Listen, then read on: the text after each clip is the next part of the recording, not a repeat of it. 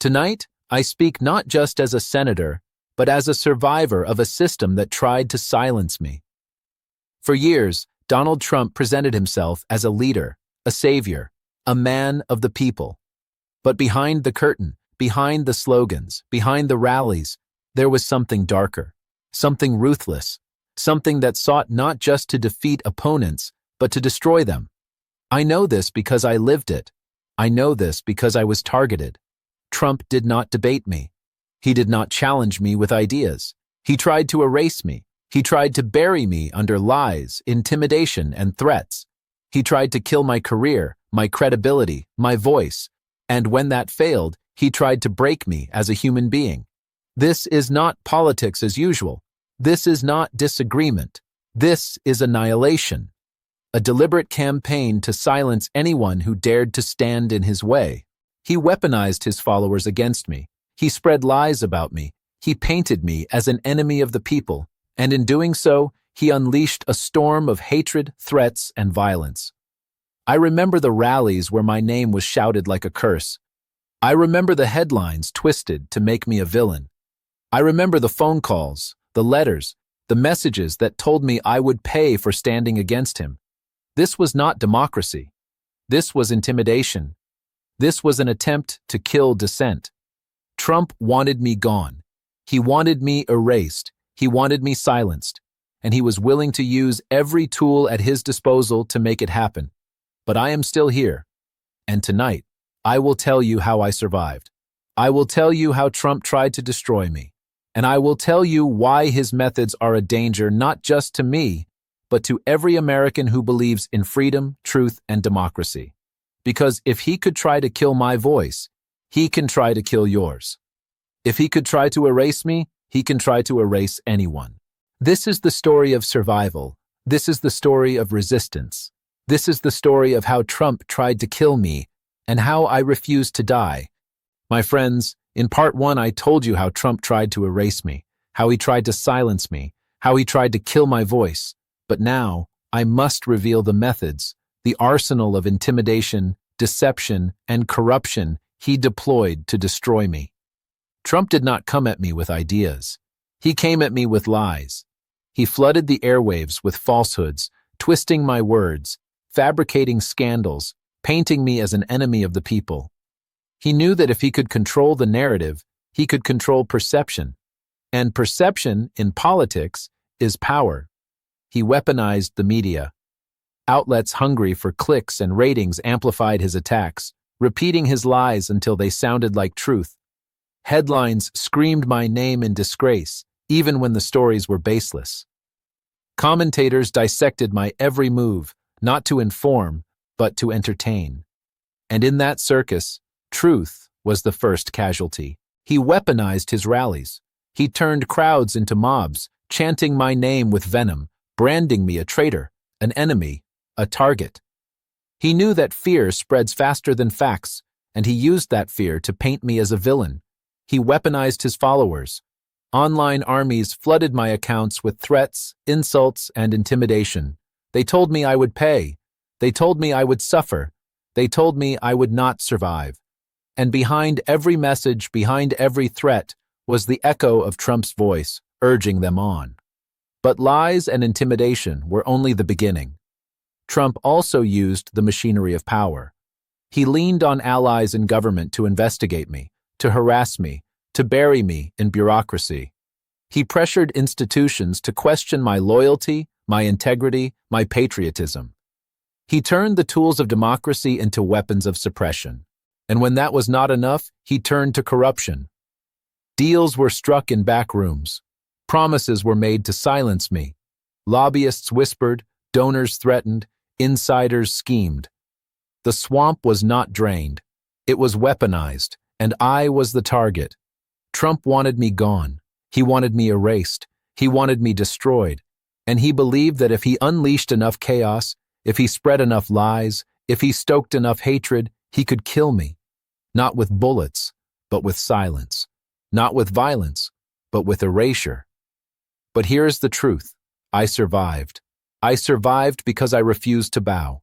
I survived because I refused to be silent. I survived because I knew that if I fell, if I allowed Trump to kill my voice, then democracy itself would be next. And so I fought back. I fought back with truth. I fought back with courage.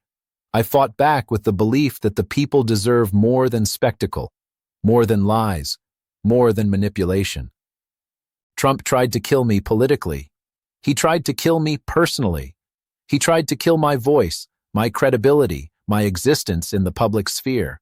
But he failed. He failed because truth cannot be killed. He failed because courage cannot be silenced. He failed because democracy, though fragile, is stronger than one man's ambition.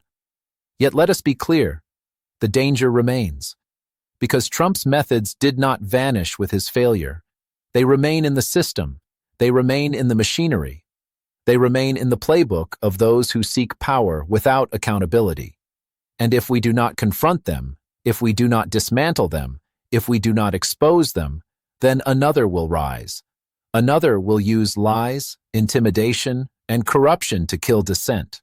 Another will try to erase voices. Another will try to destroy democracy. That is why I speak tonight. Not just to tell my story, but to warn you. Because what Trump tried to do to me, he can try to do to anyone. And if we allow it, if we remain silent, if we accept the spectacle, then democracy itself will be the next victim. This is not just my survival story.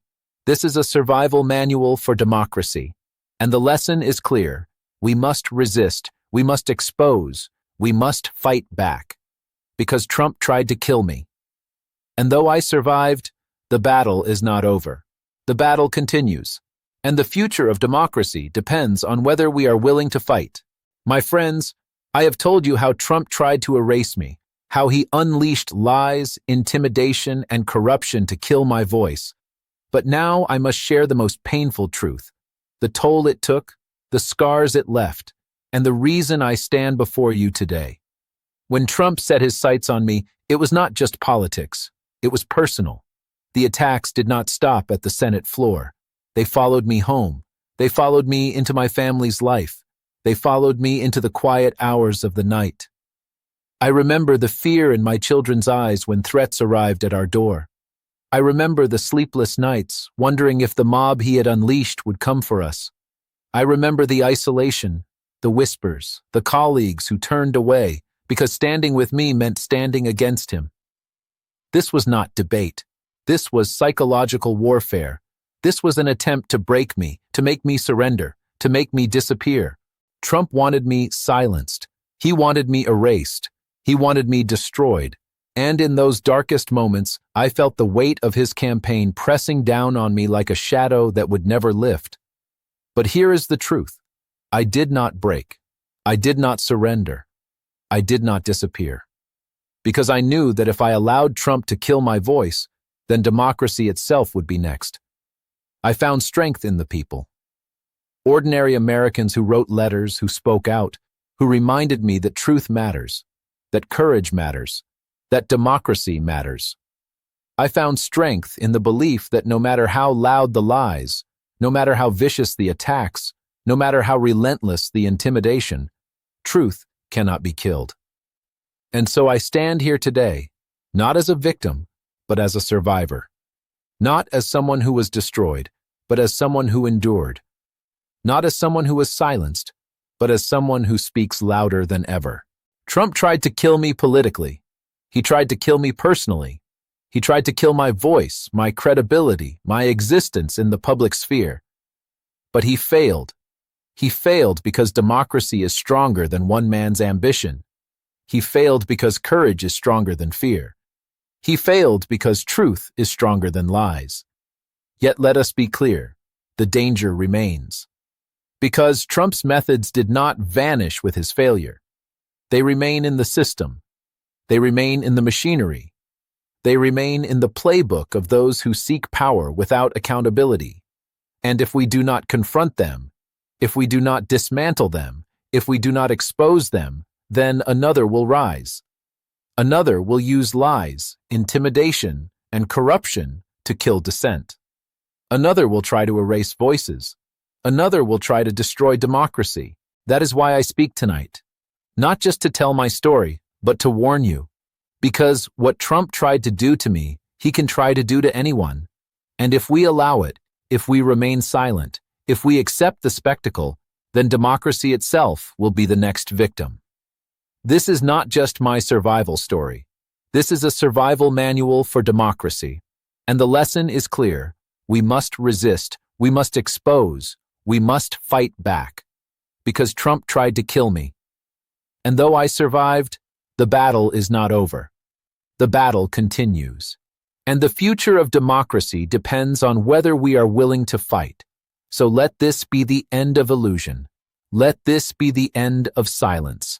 Let this be the end of fear. And let this be the beginning of accountability, the beginning of courage, the beginning of truth. Trump tried to kill me, but I am still here. And as long as I am here, I will fight. I will speak. I will expose. Because democracy cannot die in silence. Democracy cannot die in fear. Democracy cannot die in lies. It will live if we choose to defend it. The time is now. The choice is ours, and history will remember whether we stood silent or whether we stood strong.